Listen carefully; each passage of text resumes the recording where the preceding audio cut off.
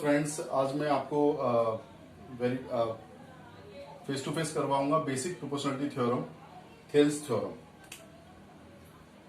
जिसको हम Thales theorem भी बोलते हैं। BPT basic proportionality theorem, BPT भी बोलते हैं बेसिक प्रोपोर्शनलिटी थ्योरम या थेल्स थ्योरम। तो इसका कंसेप्ट क्या है? If a line is drawn parallel to one side of a triangle, कोई भी ट्रायंगल दे रखा है हमारे पास, एक एबीसी, और एक लाइन हम उसमें ड्रॉ कर दें जो पैरेलल हो ट्रायंगल की एक साइड के। DE line drawn parallel to BC, ABC triangle given है, डीई पैरेलल है बीसी के। Intersect a line drawn parallel to one side of a triangle and intersecting other two sides at two distinct point. ये line DE बाकी की दो sides A B और AC को D और ई पॉइंट पर इंटरसेक्ट करती है। Then it divides other two sides in the same ratio, इसी को बीपीटी बोलते हैं। तो ये डीई लाइन ए बी को एडी अपॉन बीडी दो पार्ट में डिवाइड करती है, एडी और बीडी में। और यही लाइन डीई आपका एसी को दो पार्ट में डिवाइड करती है, एक पार्ट आपका ये है एई और एक पार्ट आपका सीई है।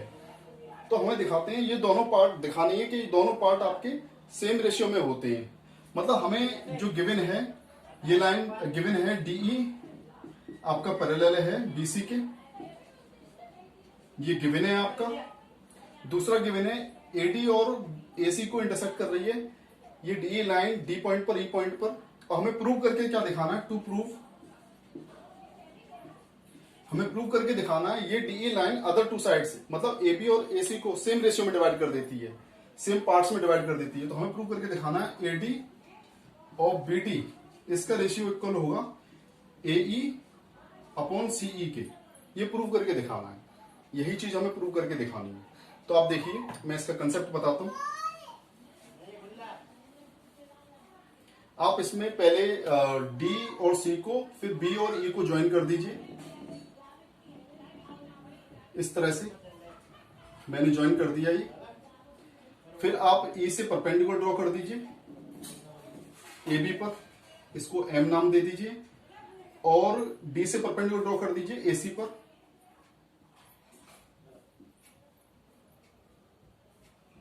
इसको एन नाम दे दीजिए।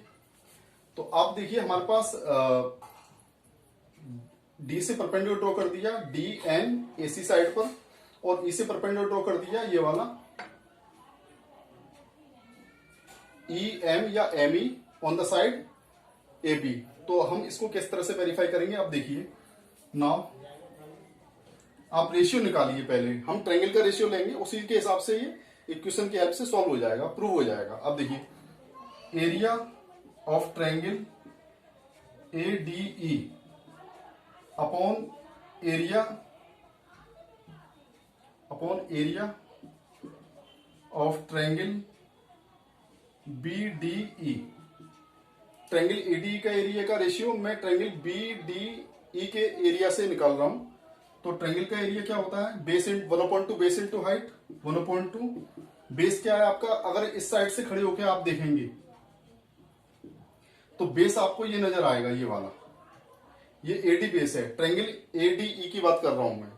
तो AD base into height, height क्या है आपकी? एम अपॉन 1/2 ट्रायंगल बीडीई का एरिया,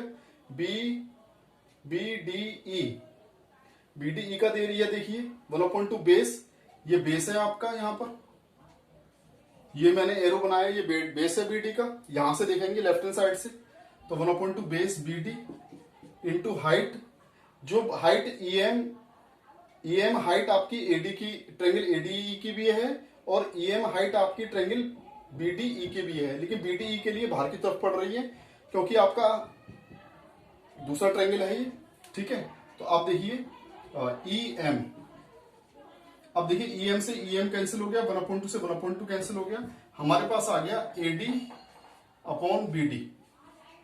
तो एरिया ऑफ ट्रायंगल एडीई, दूसरा एरिया ऑफ ट्रायंगल बीडीई, हमारे पास ये आ गया। इसे दे दीजिए आप फर्स्ट इक्वेशन, इसे यहीं पर रहने दीजिए। अब दोबारा लिखिए इसी चीज को, area of triangle ADE upon area of triangle BDE, BDE, area of triangle ADE। अब यहां पे खड़े हो जाइए आप, यहां से देखिए तो बेस आपका ये वाला होगा AE, तो इसका बेस आएगा 1/2 AE, और हाइट आएगी आपकी DN, दूसरी तरफ से DN height is the height of AE upon 1/2। Triangle BDE की बात करें हम, तो ट्रायंगल BDE का अगर आप देखें तो बेस क्या आएगा आपका, BDE मत लीजिए, यहां पर आप CDE लिखिए, एरिया ऑफ ट्रायंगल CBCDE।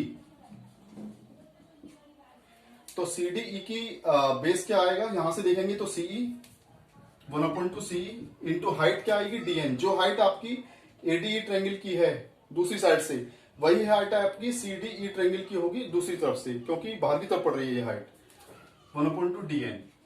अब देखो DN से DN कैंसिल हो गया, इससे ही कैंसिल हो गया, तो हमारे पास आ गया AE upon CE।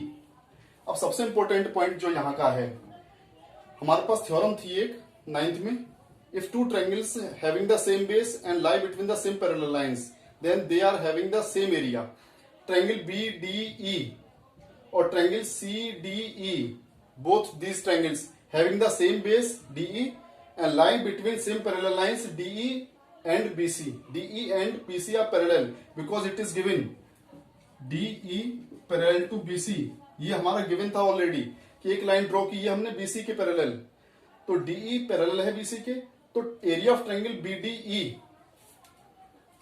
Equal to area of triangle CDE।